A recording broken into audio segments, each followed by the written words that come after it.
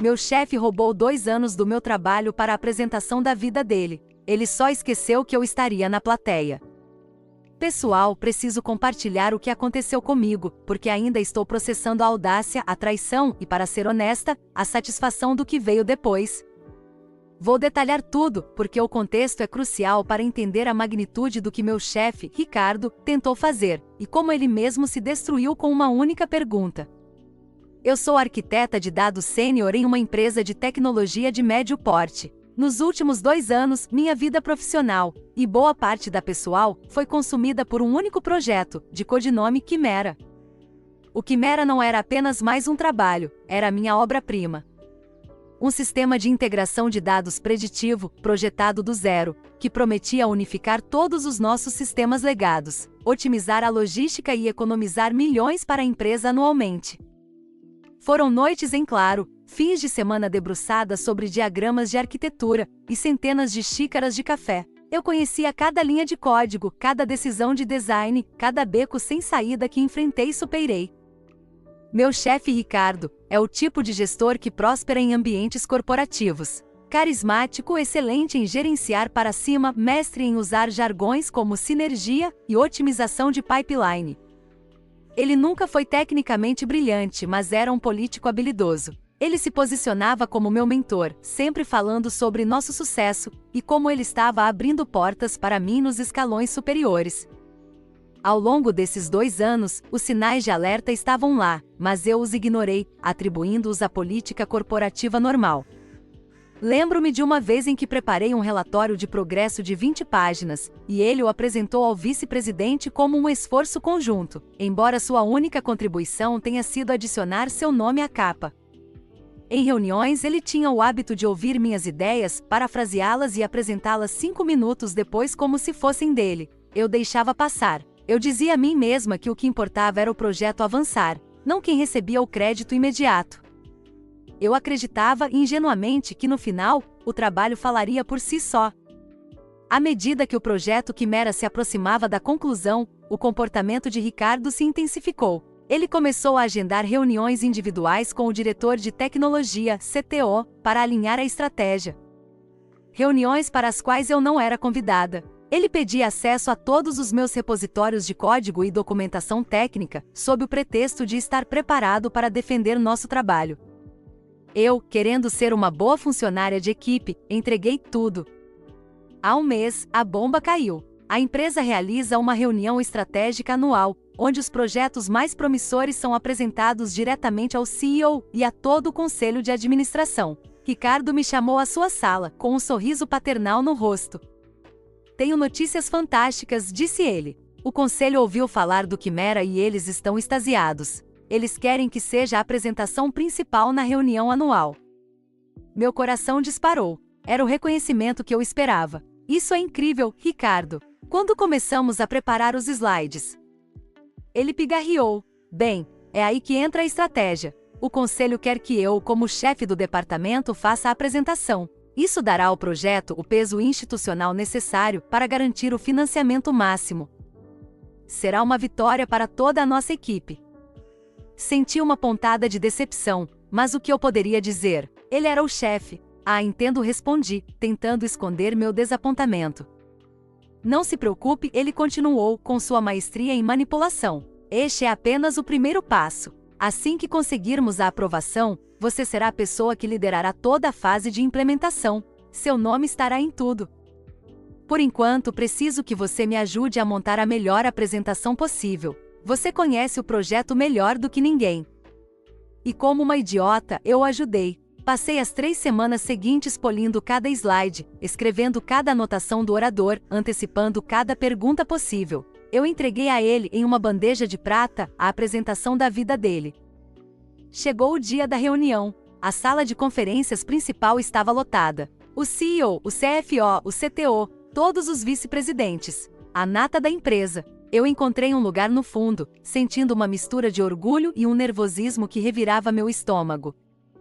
Eu ainda tinha uma fagulha de esperança de que ele faria a coisa certa. Talvez um slide de agradecimentos especiais ou uma menção ao trabalho incansável da minha arquiteta sênior.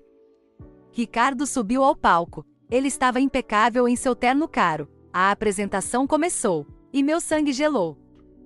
Eram os meus slides com um template ligeiramente diferente. Eram as minhas palavras, ditas com uma confiança que me enojava. Ele não estava apenas apresentando, ele estava atuando.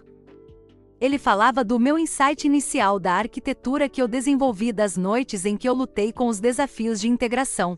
Ele usava a palavra "eu" com uma frequência impressionante. Eu olhava para a tela, vendo os diagramas que eu desenhei, os dados que eu compilei, e o ouvia tecer uma narrativa heroica onde ele era o único protagonista. Ele nunca mencionou a palavra equipe. Ele nunca mencionou meu nome. Em 20 minutos de apresentação, 2 anos do meu trabalho foram completamente apagados e reescritos com ele como o único autor. A apresentação terminou. A sala explodiu em aplausos. O CEO estava de pé, sorrindo de orelha a orelha. O CTO aparecia profundamente impressionado. Ricardo, banhado em glória, sorriu e disse: "Obrigado. Fico feliz em responder a quaisquer perguntas que possam ter." Várias mãos se levantaram. VPS perguntaram sobre o orçamento, sobre o cronograma. Ricardo respondeu a todas com a fluidez de quem havia memorizado um roteiro. E então, um silêncio se instalou. Foi quando uma calma fria e lúcida tomou conta de mim. A raiva e a decepção se solidificaram em um único ponto de foco. Eu não ia gritar, eu não ia fazer uma cena, eu ia fazer algo muito pior. Lentamente levantei minha mão. Ricardo percorreu a sala com os olhos, viu minha mão levantada e hesitou por uma fração de segundo. Um pequeno espasmo em seu sorriso. Ele provavelmente pensou que eu ia fazer uma pergunta plantada para elogiá-lo, para reforçar sua imagem de líder de equipe. "Sim", disse ele, apontando para mim. Uma de nossas arquitetas." Eu me levantei. O microfone foi passado para mim. Senti todos os olhos se virando na minha direção. Meu coração batia forte, mas minha voz, quando saiu, era perfeitamente estável. "Ricardo, parabéns", comecei, com o tom mais profissional que consegui reunir. "Foi uma apresentação verdadeiramente fantástica e abrangente. Fiquei particularmente impressionada com a elegância da arquitetura de dados que você desenvolveu." Ele sorriu, visivelmente relaxado. Era exatamente o que ele esperava. "Obrigado. Foi um desafio, mas a visão era clara." "Exatamente", continuei, mantendo o contato visual. "E é sobre essa visão que eu tenho uma pergunta. Para o benefício do conselho, e especialmente do nosso CTO, você poderia, por favor, detalhar o raciocínio técnico por trás da decisão de implementar o padrão de Event Sourcing assíncrono no módulo 3? Em vez de uma abordagem monolítica com apps síncronas, especialmente no que tange à mitigação da latência na ingestão de dados de sistemas legados?" A sala ficou em silêncio. A pergunta era uma obra-prima de especificidade técnica. Não era algo que se pudesse responder com jargões.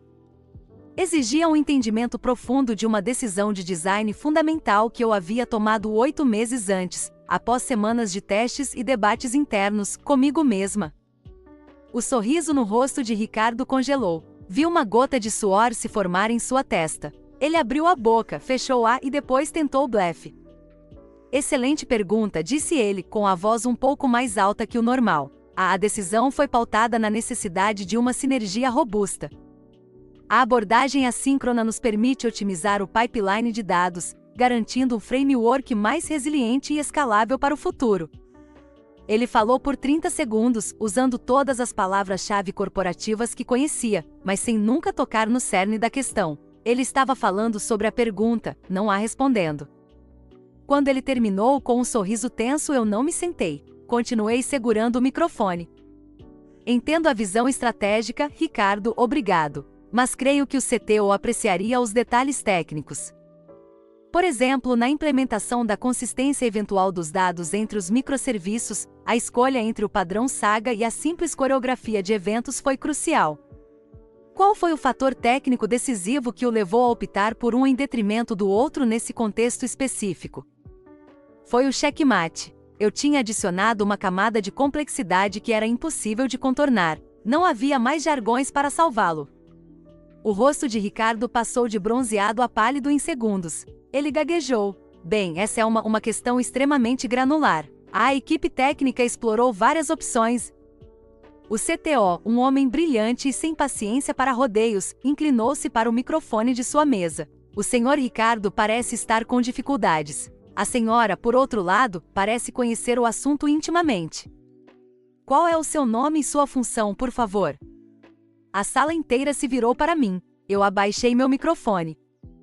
Meu nome é Ana Ferreira, eu disse, com a voz clara e ressoando no silêncio. Sou a arquiteta de dados sênior responsável pelo projeto Quimera. Eu liderei o design e o desenvolvimento do sistema nos últimos 2 anos. Você poderia ter ouvido um alfinete cair. O CEO olhou do meu rosto para o de Ricardo, que agora parecia um fantasma. A palavra liderei pairou no ar como uma sentença. A reunião foi encerrada abruptamente 5 minutos depois. Fui convidada a permanecer juntamente com o CTO e o CEO. Ricardo foi discretamente escoltado para fora da sala por um assistente. Na pequena sala de reuniões anexa, eu passei a hora seguinte respondendo a todas as perguntas que eles tinham. Eu não precisei de slides. Desenhei a arquitetura em um quadro branco de memória, expliquei cada decisão, cada desafio, cada solução. Eu não acusei Ricardo de nada, eu simplesmente demonstrei uma propriedade inegável sobre o trabalho. A investigação interna foi rápida. Meus e-mails, meus commits no repositório de código, meus documentos de design, a trilha digital era irrefutável. Ricardo foi suspenso no mesmo dia e demitido por justa causa por má conduta grave e falsificação de trabalho 1 semana depois. A humilhação foi completa e absoluta. Na semana seguinte fui chamada ao escritório do CEO. Ele se desculpou pessoalmente pelo que chamou de uma falha de supervisão inaceitável. E então, ele me ofereceu o cargo de Ricardo, como diretora do recém-criado Departamento de Arquitetura de Dados, com a primeira tarefa de implementar o projeto Quimera em toda a empresa. A lição que aprendi com tudo isso é profunda. Eles podem tentar roubar seus slides, suas palavras, seu crédito, mas eles nunca podem roubar seu conhecimento. A verdadeira autoria de um trabalho não está no nome em uma apresentação, mas na capacidade de defendê-lo sob o mais intenso escrutínio. Eu não precisei gritar ou acusar. Eu apenas fiz a pergunta certa e observei um ladrão se enforcar com a corda da sua própria ignorância. E essa, meus amigos, foi a promoção mais satisfatória da minha vida.